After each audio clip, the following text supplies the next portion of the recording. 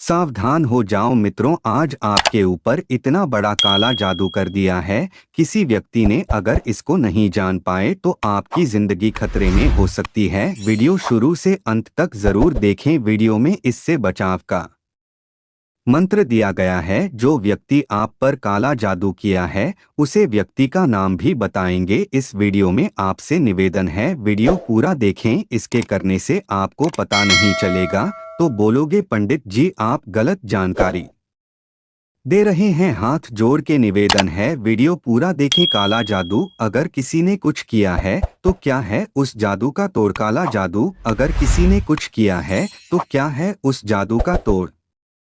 सद्गुरु हमें बता रहे हैं कि किन तरीकों से काला जादू किया जा सकता है। साथ ही वे हमें काला जादू से बचने के उपाय भी बता रहे हैं। प्रश्न, क्या ऊर्जा को एक नकारात्मक रूप में इस्तेमाल किया जा सकता है, जैसे किसी पर काला जादू करना? सद्गुरु आपको यह समझना होगा कि ऊर्जा सिर्फ ऊर्जा होती है, वह न तो दैवी होती है न शैतानी। आप उससे कुछ भी बना सकते हैं, देवता या शैतान। यह बिजली की तरह होती है। क्या बिजली दैवी या शैतानी, अच्छी या बुरी होती है? जब वह आपके घर को रोशन करती है तो वह दिव्य होती है। एक वेद, अथर्ववेद, सिर्फ सकारात्मक और नकारात्मक चीजों के लिए ऊर्जाओं के इस्तेमाल को ही समर्पित है। क्या काला जादू एक हकीकत है? हाँ और शायद नहीं। सद्गुरु हमें उस काले जादू के बारे में बता रहे हैं जो दूसरे लोग हम पर कर सकते हैं, और साथ ही उसके बारे में भी जो हम अपने आप पर करते हैं। वह ऐसे असर को दूर करने का एक सरल तरीका भी बता रहे हैं। प्रश्न, क्या ऊर्जा को एक नकारात्मक रूप में इस्तेमाल किया जा सकता है, जैसे किसी पर काला जादू करना?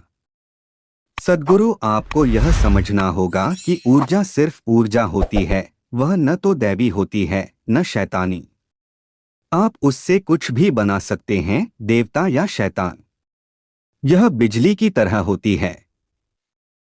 क्या बिजली दैवी या शैतानी, अच्छी या बुरी होती है? जब वह आपके घर को रोशन करती है तो वह दिव्य होती है। एक वेद, अथर्ववेद, सिर्फ सकारात्मक और नकारात्मक चीजों के लिए ऊर्जाओं के इस्तेमाल को ही समर्पित है। अगर वह एक इलेक्ट्रिक चेयर बन जाती है तो वह शैतानी होती है। यह बस इस बात पर निर्भर करता है कि उस पल उसे कौन संचालित कर रहा है। असल में 5000 साल पहले अर्जुन ने भी कृष्ण से यही सवाल पूछा था। आपका यह कहना है कि हर चीज एक ही ऊर्जा से बनी है और हर एक चीज दैवी है। अगर वही देवत्व दुर्योधन में भी है तो वह ऐसे काम क्यों कर रहा है? कृष्ण हंसे क्योंकि इतना उपदेश देने के बाद भी अर्जुन इस साधारण, बुनियादी और बचकाने सवाल पर अटका था। कृष्ण ने जवाब दिया, ईश्वर निर्गुण है, दिव्यता निर्गुण है, उसका अपना कोई गुण नहीं है। इसका अर्थ है कि वह बस विशुद्ध ऊर्जा है। आप उससे कुछ भी बना सकते हैं। जो बाघ आपको खाने आता है उसमें भी वही ऊर्जा है, और कोई देवता जो आकर आपको बचा सकता है उसमें भी वही ऊर्जा है।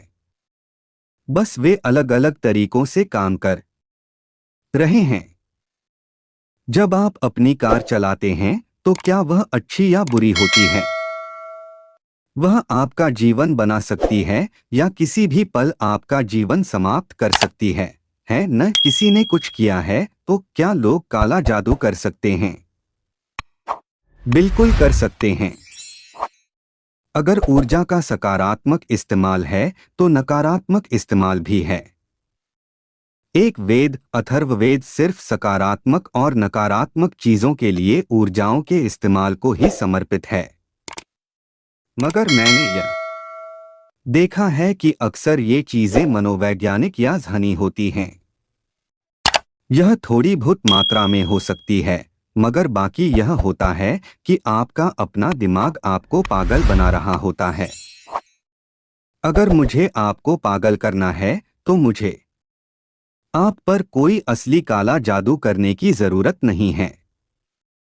कल सुबह जब आप अपने घर से निकलें और मान लीजिए वहां एक खोपड़ी और थोड़ा खून पड़ा हो, तो उसे देखने के बाद ही आप बीमार हो जाएंगे, आपका कारोबार ठप होने लगेगा, सब कुछ नकारात्मक होने लगेगा क्योंकि एक तरह का भय आपको जकड़ लेता है।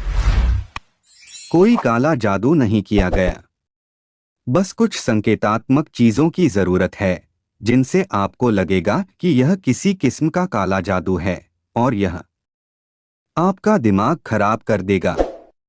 इसलिए ज्यादातर बार यह सिर्फ मनोवैज्ञानिक होता है। चाहे आप पर काला जादू ही किया गया हो, मगर केवल 10% असली चीज होगी, बाकी आप खुद ही अपने आप को नुकसान पहुंचा रहे हैं।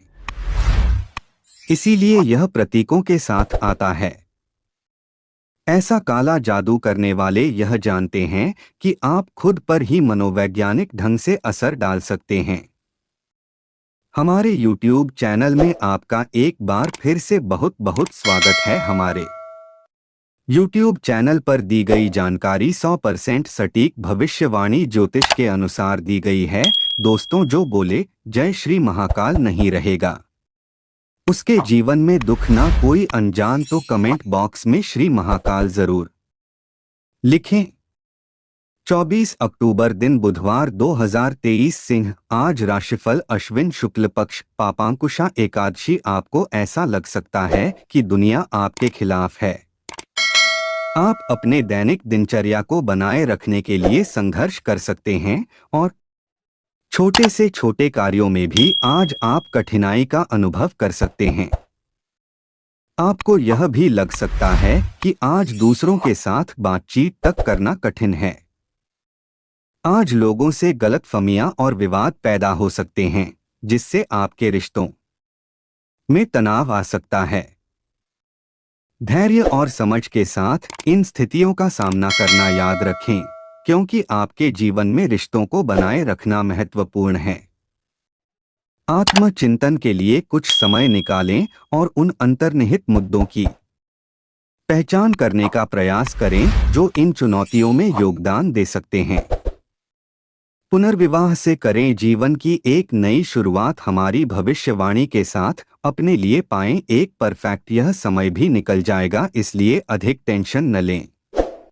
नक्षत्र शतभिषा नक्षत्र। राहुकाल दोपहर 12:05 बजे से 1:29 बजे तक। कोई खगोलीय पारगमन। कुंभ राशि में शनि और चंद्रमा का प्रवेश। विशेष वैश्विक दिवस विश्व ओपेरा दिवस।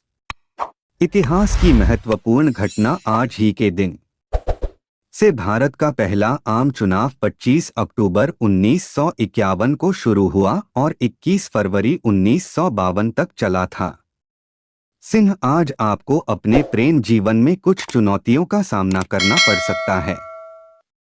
यह संभव है कि आपके साथी के साथ लंबे समय से चली आ रही समस्या फिर से उभर आए, जिससे आप दोनों के बीच तनाव और संघर्ष हो।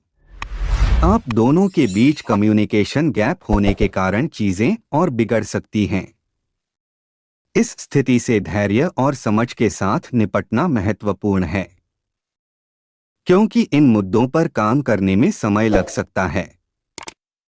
यदि आवश्यक हो तो समय निकालकर आपस में बातचीत करें। याद रखें कि रिश्तों को दोनों पक्षों से प्रयास और समझौता करने की आवश्यकता होती है, इसलिए एक दूसरे को समझने की कोशिश करें। गलतफहमियां किसी भी रिश्ते को बर्बाद कर सकती हैं, इसलिए अपनी तरफ से हर संभव प्रयास करें जिससे रिश्तों को बचाया जा सके। सिंह, आज फाइनेंस राशिफल। आज आपको कुछ आर्थिक चुनौतियों का सामना करना पड़ सकता है।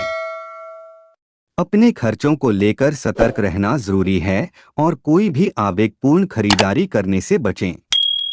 यह जोखिम लेने या बड़ा निवेश करने का समय नहीं है। इसके बजाय बजट बनाने और भविष्य के लिए पैसे बचाने पर ध्यान दें। आपको अप्रत्याशित व्यय या बिलों का भी सामना करना पड़ सकता है।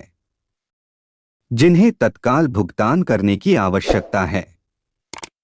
इन भुगतानों को प्राथमिकता देना और किसी भी वित्तीय दायित्वों में पीछे पड़ने से बचना महत्वपूर्ण है।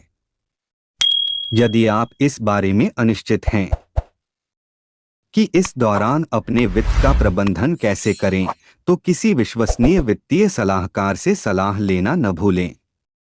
अनावश्यक जोखिम लेने से बचें और अपने वित्तीय भविष्य के लिए एक मजबूत नींव बनाने पर ध्यान दें। सिंह, आज करियर राशिफल। आज आपको लग सकता है कि आपका करियर वैसी नहीं चल रहा है जैसी आपने उम्मीद की थी। आपको ऐसा महसूस हो सकता है कि आप एक लीक में फंस गए हैं और आगे बढ़ने में असमर्थ हैं। यह याद रखना महत्वपूर्ण है कि झटके किसी भी करियर पथ का एक स्वाभाविक हिस्सा हैं, और यह है कि हम उन्हें कैसे संभालते हैं जो हमें परिभाषित करते हैं। यदि आप निराश महसूस कर रहे हैं, तो अपने लक्ष्यों का पुनर्मूल्यांकन करने के लिए कुछ समय लें और विचार करें कि क्या वे अभी भी आपके मूल्यों और जुनून के अनुरूप हैं। यह धुरी या दिशा में बदलाव करने का समय हो सकता है। ऐसे ही अनुभवों से गुजर चुके मेंटर्स या सहकर्मियों से सलाह लेने से न डरें। याद रखें, सफलता हमेशा आसान नहीं होती है और इसे पाने के लिए सच्ची लगन और मेहनत की जरूरत होती है। अपने लक्ष्यों को हासिल करने के लिए मेहनत करें। सिंह, आज हेल्थ राशिफल। आज आपका स्वास्थ्य कुछ गड़बड़ रह सकता है। आप अपनी प्रोफेशनल लाइफ को बेहतर बनाने के चक्कर में अपनी सेहत को इग्नोर कर रहे हैं, जो अच्छी बात नहीं है। लगातार काम करते करते आपको स्ट्रेस, बीपी या शुगर जैसी समस्याएं हो सकती है। इसलिए बेहतर है कि समय रहते अपना रेगुलर चेकअप करवाते रहें। सबसे जरूरी है अपनी देखभाल को प्राथमिकता दें। सुनिश्चित करें कि आप पर्याप्त नींद ले रहे हैं, पौष्टिक भोजन खा रहे हैं और उन गतिविधियों में संलग्न हैं जो आपको आनंद और विश्राम प्रदान करती हैं। अभी अपना ख्याल रखना भविष्य में किसी भी संभावित स्वास्थ्य समस्या को और अधिक गंभीर होने से रोकने में मदद करेगा। याद रखें, आपका स्वास्थ्य हमेशा पहले आना चाहिए, इसलिए अपनी भलाई सुनिश्चित करने के लिए आवश्यक कदम उठाने में संकोच न करें। भाग्यशाली संख्या 8 और रंग लाल के लिए दिन का मंत्र के लिए मम मंगला नमः।